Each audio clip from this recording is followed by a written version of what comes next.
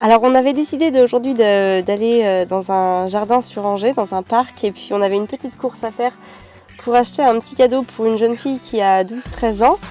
Et quand on est parti de la maison, il pleuvait, c'était la pluie torrentielle, donc on s'est dit on commence par le magasin. Et au final on arrive au magasin et il y a du soleil. Bon, on est là maintenant, donc on va aller acheter notre petit cadeau.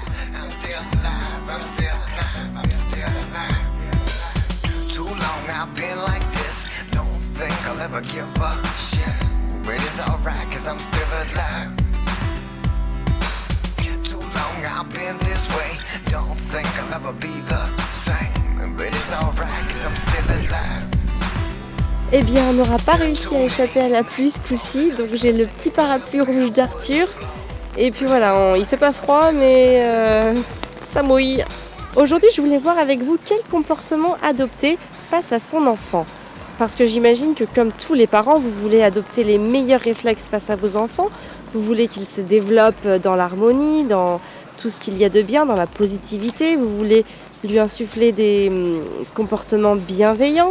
Vous voulez qu'il soit heureux, qu'il soit libre, qu'il aime et qu'il partage. Bref, vous voulez le meilleur pour votre enfant et c'est bien normal. Je pense que c'est assez humain et tous les parents recherchent la même chose. Le truc, c'est que agir à sa place, vouloir à sa place, penser à sa place, tout ça, ce sont vraiment des freins au développement de son enfant. Et le problème, c'est qu'on est très nombreux à agir de cette manière. On pense souvent et on veut faire rapide, on veut faire les choses simples. Alors on pense à sa place, on agit à sa place.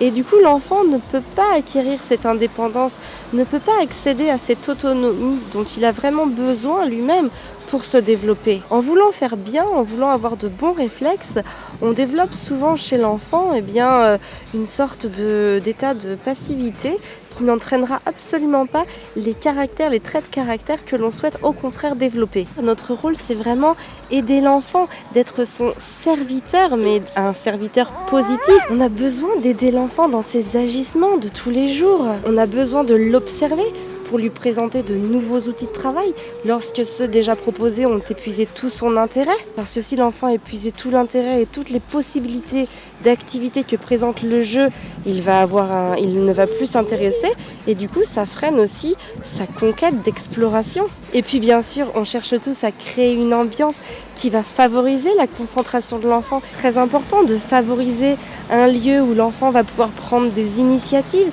ses propres initiatives, qu'il soit moteur de ses actes et qu'il ait surtout envie de les faire, qu'il ait la motivation de les faire. Parce qu'à force de faire à la place de l'enfant, on n'est plus un serviteur, on devient l'esclave de son enfant. Et on se retrouve face à un enfant qui se comporte dans cette situation-là et qui va toujours appeler à l'aide dès qu'il en aura le besoin. En réalité, le comportement idéal à avoir envers son enfant, c'est de lui permettre d'accéder à un état de concentration, au fait qu'il se mette à faire une activité de lui-même. Depuis la naissance d'Arthur, on a vraiment ça en tête chaque jour. Tout est pensé chez nous pour qu'il puisse accéder à une autonomie. Tout est vraiment fait pour qu'il parvienne à se concentrer de lui-même sur des activités qu'il aura choisies. On a commencé par préparer un environnement. Vous l'avez déjà vu à plusieurs reprises si vous nous suivez. On a des étagères accessibles pour les enfants où on propose une offre de jouets qui ne soit pas abondante afin de faciliter son choix. J'essaye aussi de créer une harmonie en préparant des objets de décoration que l'on peut accrocher au mur afin que les enfants puissent justement contempler aussi ces choses-là, puissent leur donner une source d'apaisement, quelque chose de posé dans leur environnement. Il faut aussi énormément observer les enfants. Par exemple, Gaspard est dans un âge où il est très observateur, très explorateur. Et justement, il avait jusqu'à présent des petits paniers garnis avec des hochets, des coussins sensoriels, etc.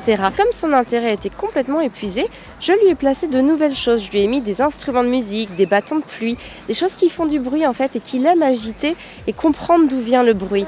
C'est très important cet aspect d'observation. Aussi, nous prenons un grand soin de ne jamais intervenir lorsque l'enfant est concentré. Par exemple, si Arthur fait un jeu, qu'il est vraiment concentré dans sa tâche, on n'intervient pas, on le laisse faire, on se montre très discret. Parce que un petit peu comme quand l'adulte est observé, on n'aime pas ça. Si quelqu'un lit au-dessus de notre épaule ou si on sent qu'on est très observé, ça nous gêne et instinctivement, on arrête ce que l'on était en train de faire même si on était très concentré, on peut vraiment être facilement déconcentré.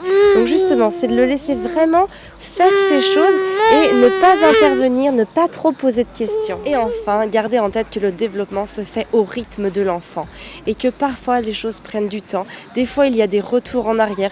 Par exemple, Arthur, des fois, il veut se laver les mains tout seul et puis d'autres fois, il veut qu'on l'aide à se laver les mains. Il sait le faire puisqu'il le fait à 90% tout seul. Idem pour les chaussures, il sait mettre ses chaussures, mais des fois, il a besoin qu'on fasse ça avec lui. Alors du coup, on le fait et c'est aussi un moyen pour lui d'attirer notre attention et de nous demander un petit peu d'amour en fait quelque part. Alors voilà, en résumé, on ne se met pas la pression, on vit heureux avec ses enfants, on reste à leur écoute, on essaye de leur préparer un bel environnement. Pour ça aussi, ça veut dire ranger. Moi, j'avoue que Arthur m'aide beaucoup au rangement. Enfin, il range ses jouets la plupart du temps, mais il reste souvent des petites choses qui vont pas forcément l'être. Mais il est encore petit, il a que 3 ans et demi. Donc c'est vraiment l'idée, c'est vraiment de lui apporter un environnement qui va pouvoir lui permettre de se concentrer, qui va l'appeler, qui va avoir un petit peu un rôle d'aimant sur lui pour qu'il puisse rentrer dans une activité et vraiment la mener de A à Z avec beaucoup de concentration et beaucoup d'implication. Et puis voilà, on observe pour proposer sans cesse des choses qui vont vraiment l'intéresser et puis on reste discret pour ne pas le gêner.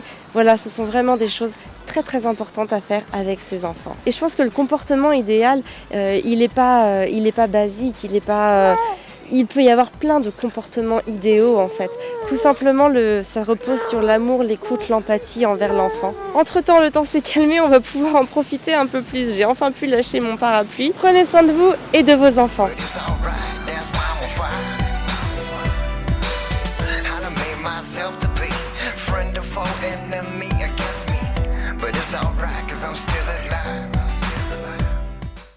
Dernier jour dans notre cabane dans les arbres, nous retrouvons la civilisation ce soir.